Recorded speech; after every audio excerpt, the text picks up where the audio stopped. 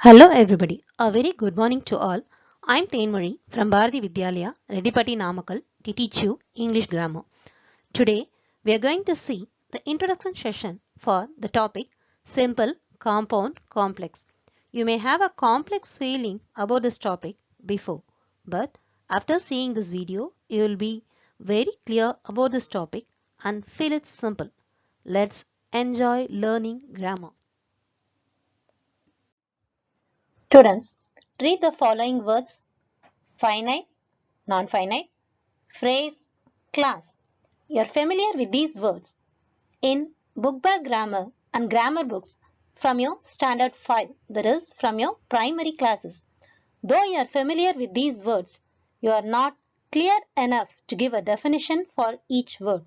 We have to be very clear with these words, which would be helpful in identifying the types of sentences. Before going to finite and non-finite, we shall just recall verbs. Words that show action or state of being are called verbs. Am, is, are, was, were, or be verbs. Action verbs are divided into transitive and intransitive. We already know the verb forms: present, past, past participle, present participle, and infinitive. We have three forms in the primary verbs: be form, do form, and have form. Be, being, been, am, is, or, was, were are the be form verbs. Do, does, did are the do form verbs. Have, has, had are the have form verbs. Again, the modal auxiliaries are divided into two: modals and semi-modals.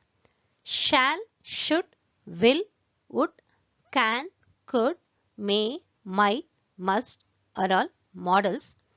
Ought to, need, dare, and used to are the semi-modals. Let's see the finite and non-finite forms.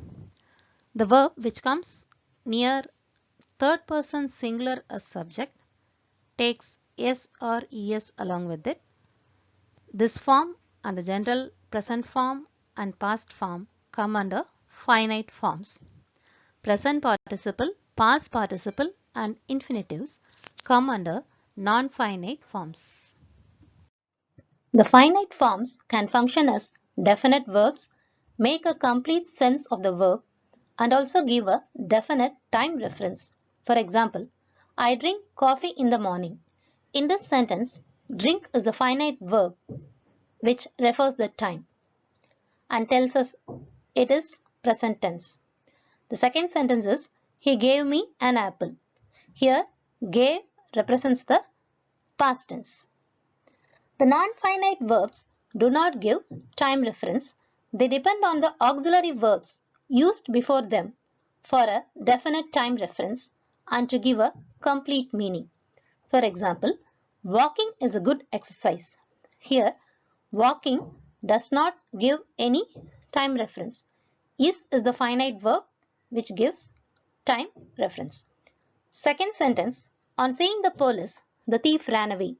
Here, seeing does not give any time reference. Ran is the finite verb which refers the time. Verbs which change to agree with the number or person of the subject are called finite verbs. Here, person represents the first person, second person, third person. Number represents singular or plural.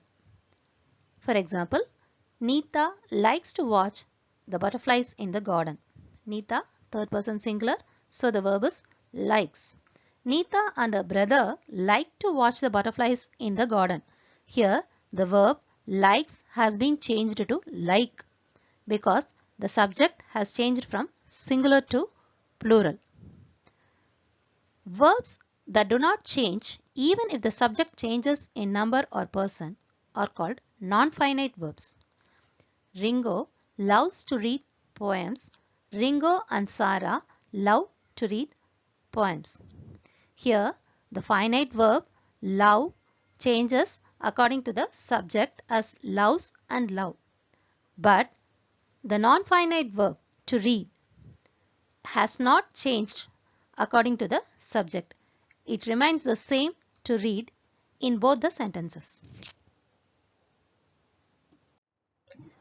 Now, let's see the difference between finite and non-finite verbs. Finite verbs act as a verb. Non-finite verbs do not act as a verb. They are not action words. Finite verbs act as a main verb of a sentence or a clause. These verbs act as nouns, adjectives, and adverbs. They indicate number, person, and tense. They do not indicate number, person, or tense. Number, singular, plural.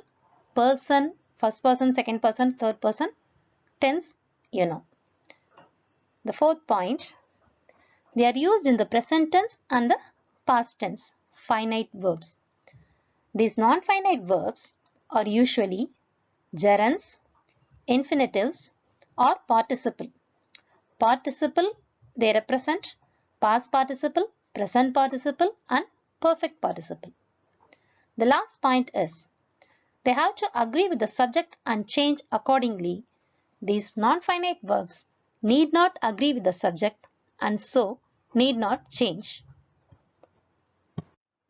Finally, finite verb forms show tense, person, and number.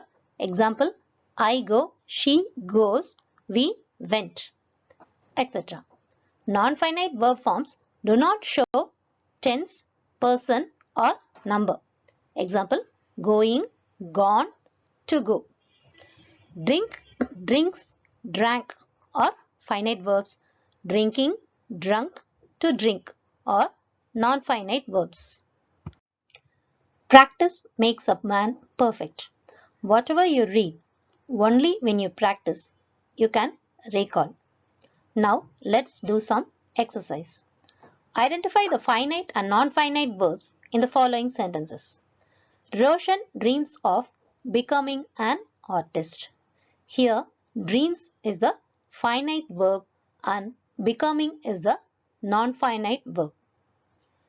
We must aim at fulfilling Dr. APJ Abdul Kalam's dream to make India the most developed country by 2020.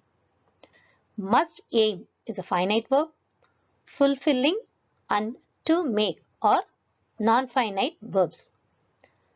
Taking the children to the museum is Seema's responsibility. Is the finite verb. Taking is the non-finite verb. Having finished the work, the manager decided to return home. Decided, finite verb. Having finished, non-finite verb. Traveling with her family. Tara enjoyed every minute of it. Traveling, non-finite verb. Enjoyed is the finite verb here. Now, let's move on to the next topic, phrases and clauses. A group of words which make sense but not complete sense is a phrase. A group of words which has a complete meaning by itself is a clause. A phrase has no subject-verb combination. A clause has a subject and finite verb. No meaning if used alone. If used in a sentence, it has a unique meaning. Main clause or independent clause stands on its own. Subordinate clause or dependent clause depends on the main clause. Now, let's see the types of phrases. Before going into the types of phrases, I shall recall you the parts of speech. Noun, noun is a naming word. Verb, verbs are action words. Adjective, adjective is a word that qualifies the noun. Adverb, adverb is the word which describes about the action. So, noun, verb, adverb, adjective. If you are clear with these basic words, you can connect them with the phrases. Now, noun phrase. It functions as a noun in a sentence. It can be the subject or object of a sentence. For example, eating vegetables and fruits is good for health. Eating vegetables and fruits is a noun phrase here. Verb phrase. It consists of the main verb and its parts in a sentence. Example, the girls are playing in the park, or playing is the verb phrase here. The next one is the adjective phrase. It is a group of words that does the work of an adjective and describes the noun. Example, the statue was made of bronze. Made of bronze is an adjective phrase. Adverb phrase. It functions as an adverb and supplies information about the action. The train will arrive in an hour. In an hour is an adverb phrase. Next, prepositional phrase. It comprises a preposition and a noun or pronoun. At times, it functions like an adverb or an adjective. The cat is behind the door. Here, behind the door is the prepositional phrase. Now, let's move on to the types of classes. Main class and subordinate class are the types of classes. Main class has subject and finite verb and stands on its own. Example, he ran away. Subordinate class, though it has a subject and verb, it depends on the main class for a complete meaning. Example, when the thief saw the police. The sentence is incomplete. It is complete only with the main class.